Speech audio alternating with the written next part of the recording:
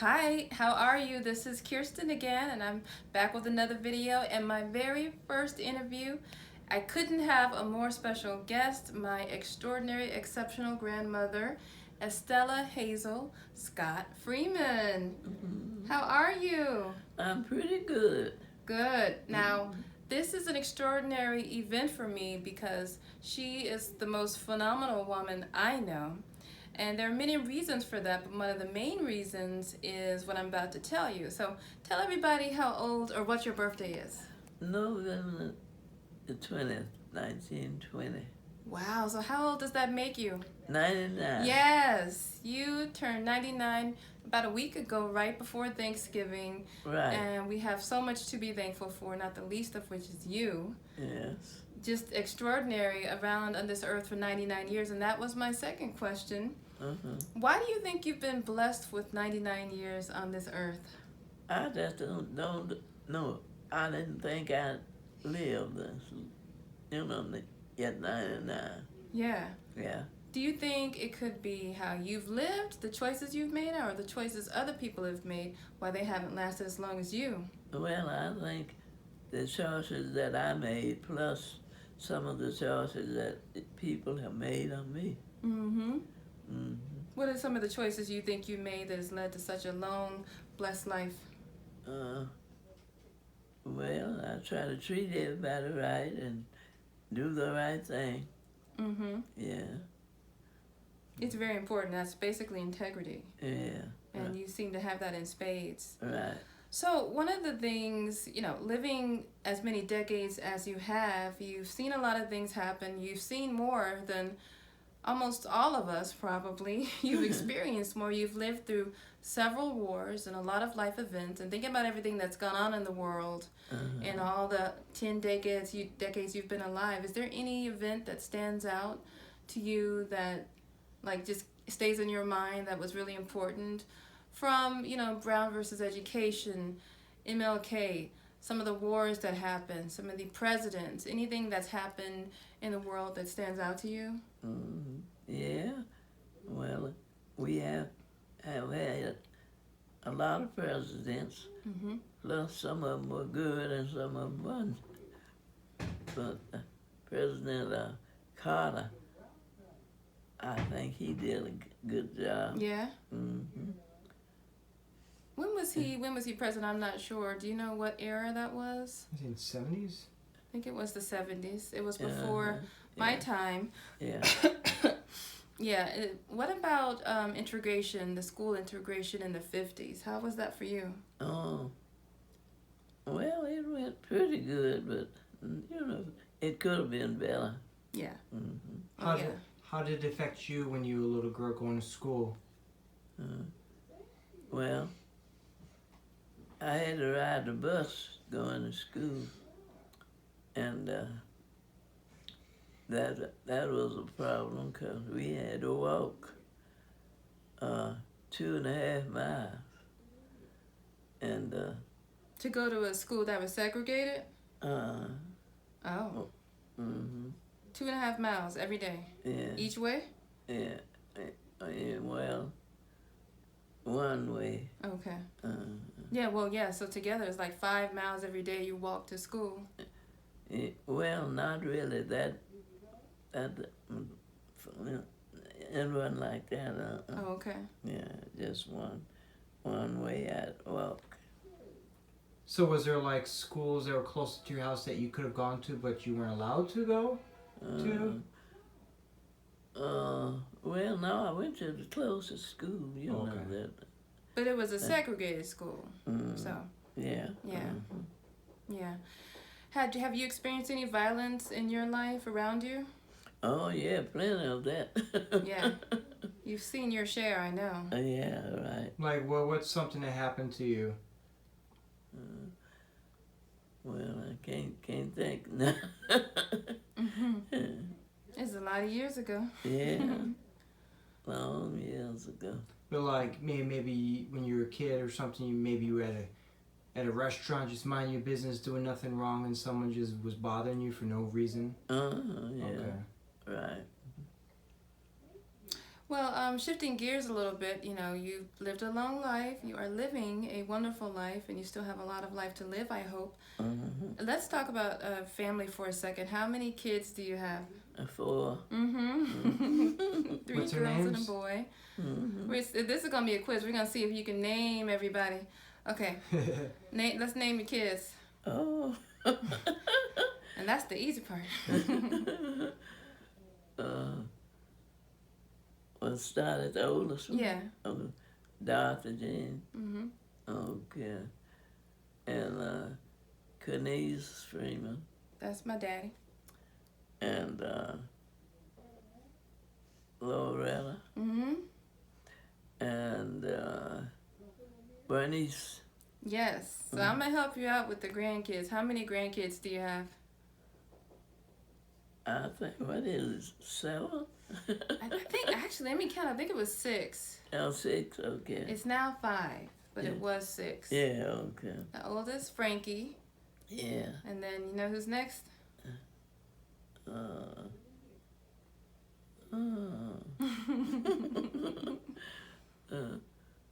who was the Sherlyn. next one? Yeah, Sherlyn.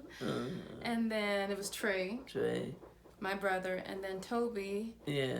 God rest his soul. Uh-huh. He died, 3 years ago? Yeah. 4? Something like that. Yeah.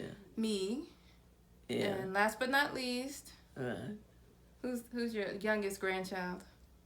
The youngest. Let me see. Who was it? Lori. Lord. Yeah. And then you have tons of great-grandchildren. We're not going to Yeah. name all of them. Yeah. I don't even think I can count. I think like 20, 16, I don't, there's a lot Yeah. of great-grandkids in the mix. Right. So, and more friends and loved ones than we can count. You are a Yeah. queen, you are a matriarch of a family and a legacy that you have built that is extraordinary. And it's all based on you and because of you. Yeah. So what do you think one of your biggest accomplishments is in life? Well,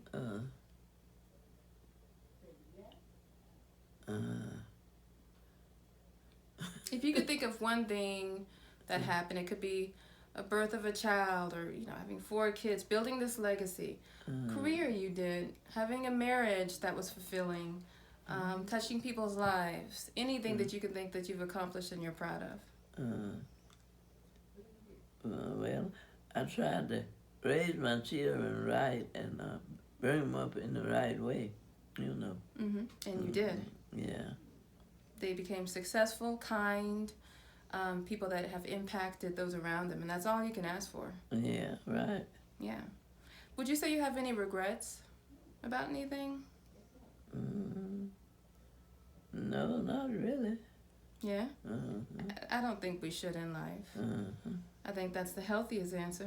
You know, we make choices that we sometimes don't necessarily, looking back, think are the best, and then we make changes. Right. But you don't regret anything because it leads to where you are today. Yeah. And someone like you probably should have the least because what you have done has led you to where you are. Right. As healthy and able-bodied as you are, there's not a lot of people. You're in an elite club of being almost 100 with your faculties, with your body, with everything intact. And it's something to be very proud of. And we're very proud to have you. So we're going to go ahead and wrap this up soon. A couple more questions. Some of these are lighter. What's your favorite color? Pink. Oh, I didn't. I was going to guess purple. No, I like pink. Why pink? Oh, I don't know, but I love You've always pink. liked pink. Right. It's a feminine color. Yeah. I used to not like pink, but after having my daughter, I love pink now. It's a feminine, soft color. Yeah. What makes you smile the most? Well, when I'm around my children and grandchildren, and I love my people. And they love you? They love me. They adore you. Yeah. Your oldest great-grandchild, I think, is 25. And your youngest great-grandchild is 15 months. Yeah. So you have a lot of love around you. Yeah. And a lot of little ones that can make you happy. And speaking of happiness, what does happiness mean to you? It means a lot. Mm-hmm. To be happy, to be loved, and well, people love you and you love people, and that's what I try to do. Love everybody, treat everybody right. I think that's the secret, folks, that you love everybody. Mm-hmm. You don't take anything too seriously or too personally. You don't have any regrets. Mm-hmm. And you're going to live like this one, to be 99 Mm-hmm. and beautiful and here and present and alive. Yeah. And we love you. Mm-hmm. And thank you. Yeah, I also wanted to ask, like, what's, you're still here, 99 years. Hopefully you live to 120. Oh, But- well, I don't know about that. But I was just thinking, like, well, what's something that you want people to always remember about you? That's something important. Because someday when you go, your grandkids, everybody's going to watch this video. Mm. What's some things that you want everybody to remember about you? I want them to remember, how I tried to raise them, the right way, and teach them to do the right thing. And what is the right thing? Well, not get in trouble and do what's right. And as she said in the beginning, live with integrity, basically. Uh-huh. Yeah. Do what you say and say what you do. And say what you mean. That's inside, yeah. Now, how long were you married for? Well, still married, but how long have you been married? Oh, I'm married in 40. Wait a minute, 40s. So you were married in 20. How old were you when you got married? I mean, you were born in 1920. How old were you when you got married? About 22 or 3. Pretty young. So Yeah. we could say 1942 or 1943 likely. Yeah. So what's been like? What contributed to like having such a great husband, great marriage, and what's the secrets to a good marriage? Well, the secret to good marriage is treating people right and doing the right thing. That's what way I look at it and the way I see it. Good communication. Right. So, we're kind of talking about this in the car, but I'll ask you too. Like, how did you know your husband was the one for you? Well, I met him at church, and and I thought that was a good place, to meet. And matter of fact, I married him in Atlanta. Really? Oh. Yeah, I met. Didn't know that. Yeah, I went there, and he wrote me a letter and asked me to marry him, and so I called I think I rode the train to Atlanta, and we got married there. So he was living in Atlanta, Yeah, he was in service. and you were here in Memphis? Atlanta. Oh, you were in Atlanta as well. Right. So we live in Atlanta. So that's interesting news. Would have never known that. Yeah. Grandmother got married in Atlanta. So you all came back here not long after to Yeah, Memphis? Mm-hmm. Yeah. So he wrote you a letter asking you to marry him. You're right. That's a romantic way to do it. Mm-hmm. And grandfather passed, what was that, 93? Yeah, 91, baby. Okay. 91. I think I was like 13 or something like that. Mhm, Yeah, 14. yeah. So you've been a widower for a lot of years. Yeah, right. How do you feel being the matriarch of such a remarkable family? Well, I love my family, and I love my children, and Grandchildren and great-grandchildren. grandchildren. And your friends and family, everybody. yeah, and friends too. I won't leave them out. No. And we're going to go ahead and let you go. One more question, though. See if you're going to answer this. Tell me one thing that you've never told anybody. Huh? Tell me one thing you've never told anybody.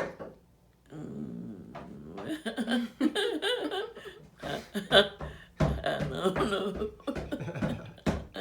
Well, I had to try. Okay.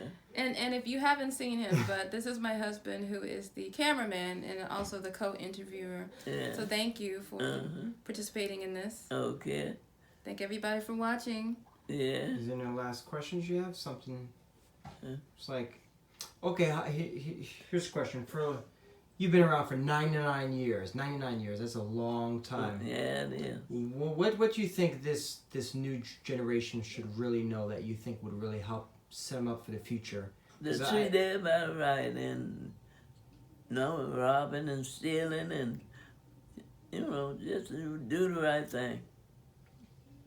Yeah. Yeah, I mean, it just really goes back to that. Do the right thing. You're right. And sometimes people might not even always know what the right thing is. Yeah. I did have one follow-up question. Do you think things are better now or worse? In the Worse. almost 100 years, you think they're worse? Yeah. Huh? Yeah. A whole lot worse. Mm-hmm. Why would you say that? What? All the shooting and killing and stealing and the young people wearing their pants down. Yeah. So how do you think we could fix that? Or how can our society? I don't know it. As she says, do the right thing. Live as she lived. Yeah. That's how we can fix it. Use her as an example. It's that simple. It really is. It's not easy. It's just that simple. No. And she knows the key. So who is the easiest child you had, and who is probably a little bit more of a challenge? Oh, I think I know the answer to this one. Okay, I'm gonna guess that Loretta was the easiest and Bernice was the most challenging. Bernice was the easiest one. Oh, wow. Oh, no, I remember Dad saying Loretta liked to date bad boys. Okay. She stayed at home. She didn't do no going in the mountain. Oh, he But did. Loretta stayed in the street going to different, people's houses. Different I remember him things. saying that, yeah. Yeah. Bernice was a goody-goody. Yeah, right. And what about my dad? Was he just somewhere in the middle? Yeah. And Aunt Dot? Dot didn't do a lot of going either. Yeah. Interesting. Yeah. A lot of your grandkids. You didn't really watch us. No, you No, watched I us. wasn't around the grandchildren, Mm-hmm. much. How about like how was your childhood? Like how many brothers, sisters do you have? It was 8 of us. 8. 8, Okay, what did your mom and dad do for a living? My mama, she didn't go to the field. We did work in the field. She'd stay there and cook, clean up and wash and do. And your daddy worked in the field? Yeah, Daddy worked in the field. No, you were one of the youngest, right? Huh? You were one of the youngest out of your siblings? So I was one of the younger ones. Yeah. Yeah. Yeah. Well, let me see. It was Robert's sister, Debbie, and Fred, and then me, and Hunt, my brother, and Velma, the baby. One thing that's interesting about my grandma Estella here is being on the earth 99 years, you're going to experience a lot of losses. So you have experienced more loss than most of us ever will. How is that? Just having lost so many people around you. Yeah, everybody gone but me. But me. How does it feel? And Survived the them all. family Do you feel extraordinary? Yeah. Because you are. Yeah, because I was kind of thinking, in some ways it might be kind of lonely if you lose all these people that you love, but then you're always gaining new people to love too. So that's a beautiful thing. It's like life recycles itself. You lose somebody and then you gain a new grandson or granddaughter that you absolutely love, and after a while you probably start having more people to love than the people you lose. Yeah. She's experienced more death in life than any one of us could Absolutely. ever imagine. And you've experienced more death and life than any of us Oh yeah. can even imagine. Right. And I can learn so much from her, and I plan to. So you were saying your mom and dad were in the field. Well, what were they doing on the field? Chopping cotton. Oh, But they picked cotton. no, I said her mom was at pick home. Cotton, chop cotton. Oh, wow. Her siblings and her and her dad went out there. You guys all picked cotton then, pretty much, except for your Yeah. mother. A lot of people think that went away when slavery went away, but it did not. So were your parents educated or no? Huh? Did they have any education? Who? Your mom or dad? Did Oh no, they didn't have much. Okay. No. On average, like how long did most people go to school back in those days? Or did they go to school? Some of them didn't go. Not at all? Oh no. How much education did you get to? The 11th grade. Yeah. And then you had to. Why did you only make it that far? Because you had to start working. Yeah. Yeah. Okay, so yeah, it's not like nowadays where you're required to go to school. Everyone has to go to school until at least 18 years old. Yeah. But back in those days, you had some children, they never ever went to school at all. Some of them did. And didn't Granddaddy get his master's? Mm-hmm. Yeah. Mm-hmm. Yeah, because he was a school teacher. Yeah, he taught school. And I know you all instill that education was huge. You have doctors and teachers and all these educated people in your family. So how did you instill education in your kids? Well, I tried to teach them the best I could, you know. How important it was to open up opportunities with Right. education. Right.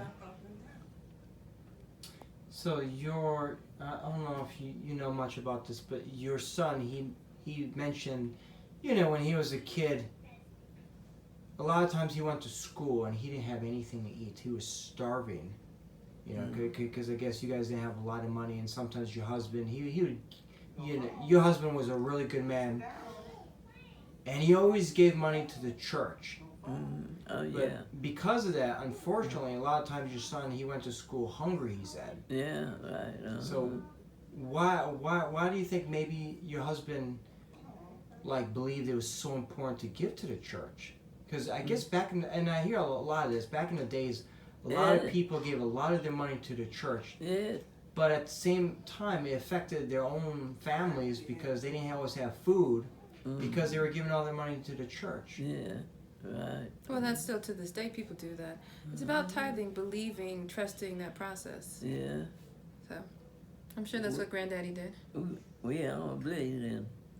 And I don't get to go to church, but when I go, I believe in paying money in church, you know. Yeah. So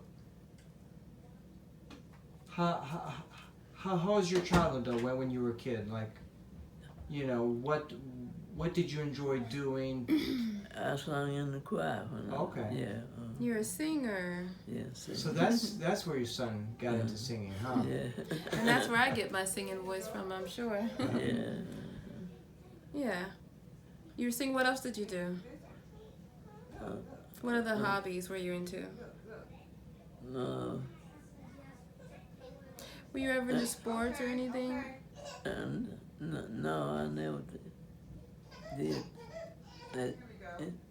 Wasn't in too much support. Yeah. You know, one thing that I wanted to ask you about that not a lot of people know about was you picked cotton, didn't you? Yeah, pick cotton. Say a little more about that. You go to the field about 7 o'clock,